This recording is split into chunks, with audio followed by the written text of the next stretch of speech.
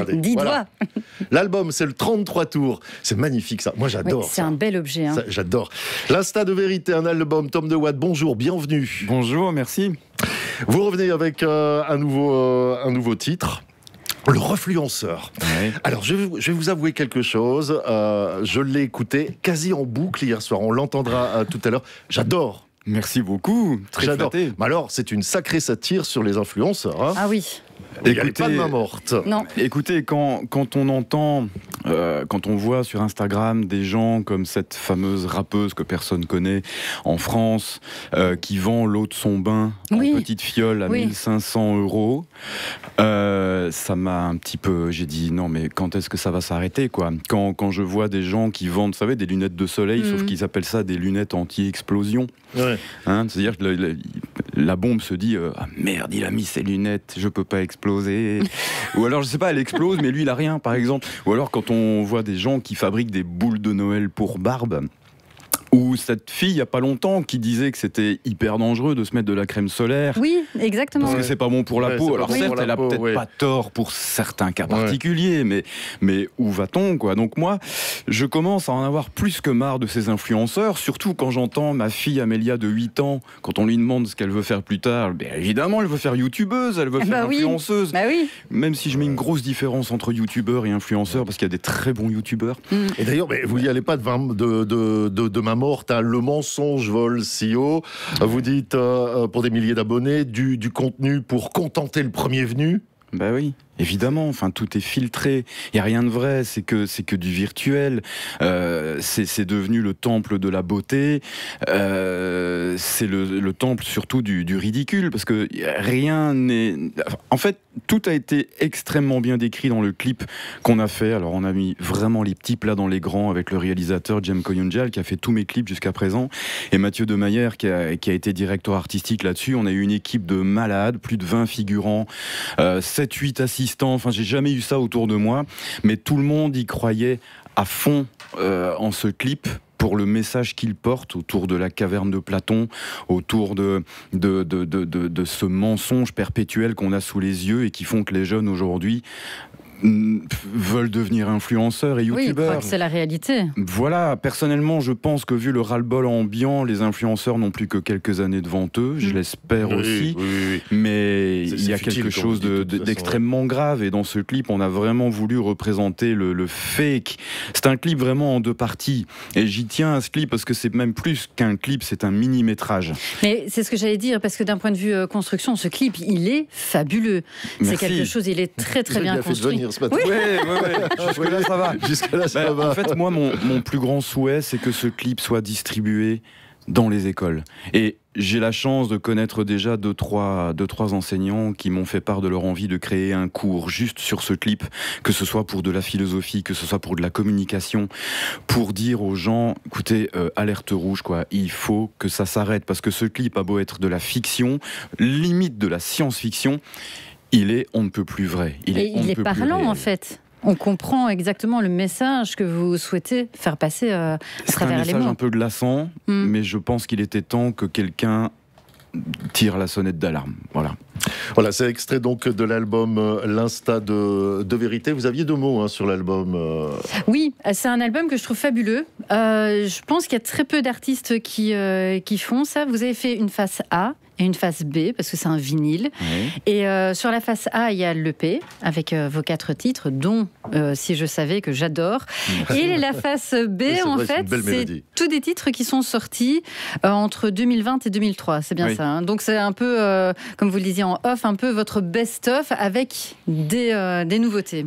Exactement, et la raison est toute simple, c'est que faire un CD aujourd'hui, malheureusement ça ne sert plus trop à rien. Vous achetez une voiture, il n'y a plus de lecteur CD dedans. Non. Moi je donne mes précédents CD que j'avais l'habitude de vendre à des gens qui les refusent parce qu'ils n'ont plus rien pour l'écouter. Bah oui. Donc voilà, à un moment on s'est dit avec l'équipe, et si on faisait un vinyle, un bel objet collector. Moi sur le coup ça m'a fait très peur parce que c'était faire comme les grands.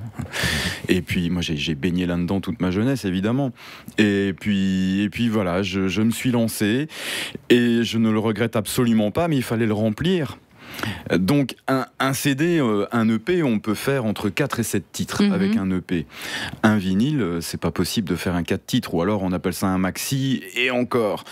Donc je me suis dit, la seule solution, c'est de faire une face A avec le nouvel EP, un peu comme les titres inédits, et la face B, oui, ce sera mon best-of à moi, qui j'espère va contenter les fans, et qui est composé des singles sortis depuis 2020, avec en plus une petite plage qu'on pourrait appeler une plage fantôme sur un CD, mais qui n'est donc pas fantôme du tout sur un vinyle, qui est la version de mon deuxième single, Juste t'écrire, en piano-voix, et même je dirais en formule maquette, avec un son qui n'est pas nécessairement très léché, mais je trouve que c'est justement ça qui fait que, c'est presque comme si je la composais devant les gens en fait. Mais c'est un peu ce qui manque, je trouve, quand on a des CD en main, on n'a plus ce son un petit peu du tourne-disque, de la lecture et tout ça. Moi c'est pour ça que j'adore les vinyles, je suis une grande fan. Et puis en plus c'est pas les mêmes fréquences non plus, c'est pas la même compression. Non.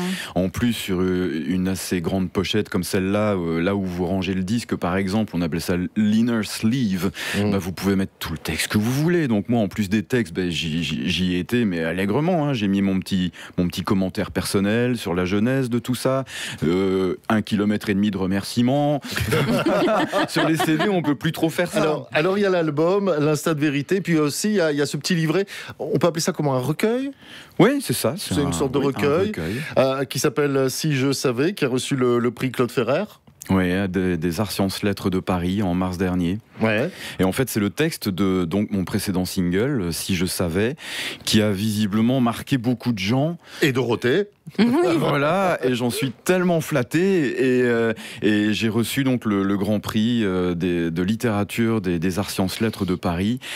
Ça tombait bien parce que c'était le single que je souhaitais sortir à ce moment-là, donc au niveau de la promo, c'était absolument parfait.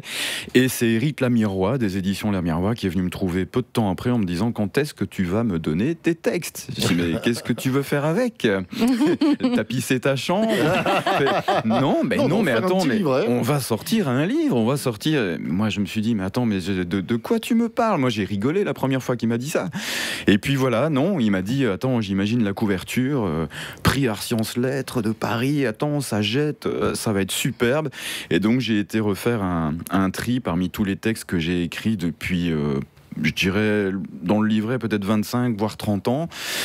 Et il y a une évolution dans ce bouquin, il y a les textes évidemment beaucoup plus actuels, et c'est vrai que ça me fait quelque chose de me dire que maintenant je suis fiché à la, comment on appelle ça, la Bibliothèque Nationale. Mais c'est génial. Voilà, il s'est passé tellement de choses cette année que merci l'univers. Voilà, l'album, donc le vinyle, on appelle ça comme ça, le vinyle, ça s'appelle l'Insta de vérité. Et alors l'actualité, c'est évidemment le refluenceur. Le refluenceur qui, j'espère, au-delà même de la chanson, va éveiller les consciences et surtout faire parler de lui par rapport à ce clip, parce que j'y tiens, mais grave, à ce clip. Toute l'équipe y croit à fond. On va l'entendre. À mon avis, on va entendre le morceau. Ouais. J'espère. Merci. Une dernière chose. Oui, une petite dernière question pour vous voir sur scène. Alors, on est en pourparlers pour le moment, parce que c'est loin d'être évident.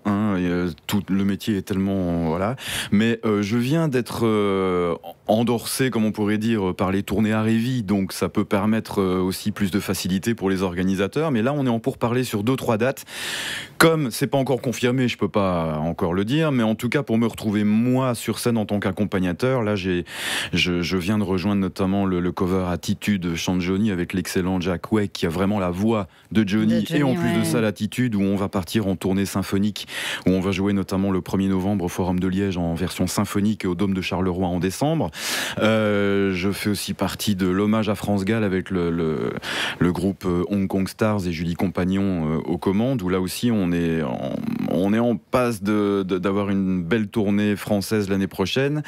Et puis surtout, je suis directeur musical d'Ambiance 80, où là j'accompagne avec mention Philippe Lafontaine, Raft, Patrick Hernandez, et ça peut aller jusqu'à Zouk Machine, Jean-Pierre Madère, et j'en passe et des meilleurs. Où là on a un gros concert d'ailleurs le 14 décembre au Country Hall de Liège. D'accord. Et enfin voilà, donc je n'arrête pas au niveau de la scène, mais par rapport à mon projet, voilà, c'est 11 musiciens musiciens sur scène, la crème des musiciens. Il y a le batteur de Tina Arena, le bassiste de Lara Fabian. Enfin, ça va être costaud. C'est une équipe de rêve avec une section cuivre, une section choriste. Oui, c'est 11 personnes sur scène.